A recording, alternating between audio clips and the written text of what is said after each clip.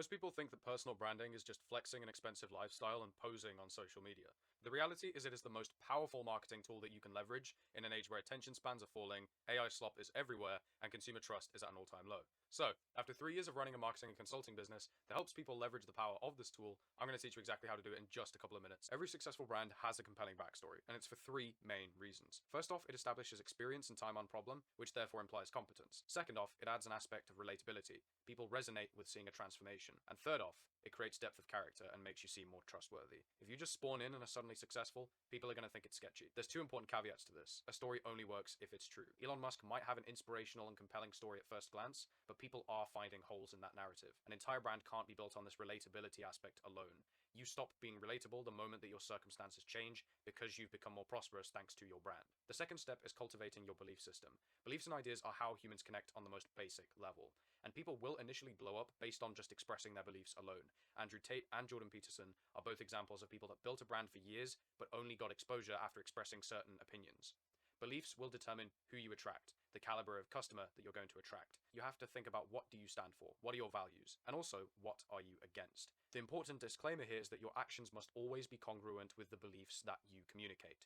Jordan Peterson has lost credibility after seeming like an intelligent academic figure and then making low IQ political comments. Same with Andrew Tate, who originally dunked on crypto bros and then proceeded to become associated with what's perceived as a crypto scam. The third step is understanding the power of style and symbols. People judge books by the cover, so you might as well make that cover good. For someone like Alex Hormozy, he wears normal clothes, which is in alignment with his brand that is making entrepreneurship accessible to normal people. If he were to wear a suit, he would seem more exclusive and less approachable than he does. Symbols make you memorable. And your style and symbols are going to communicate who you are without words. If you're spotted wearing a Rolex, you're going to be seen as a successful person. Simple as. The next step is understanding behaviors. Ultimately, actions are what define most clearly who we are. Like the proverb says, manners maketh the man. What people observe you doing is more important than anything else. So what sort of energy do you bring to your content? And what specific things do you do? David Goggins is loud, motivational, and charismatic. That works for his specific brand. Whereas you've got someone like Jonathan B, who's a lot more introverted, analytical, and intellectual, given his more academic-leaning brand. The important thing to note here is that you should not bother playing a character.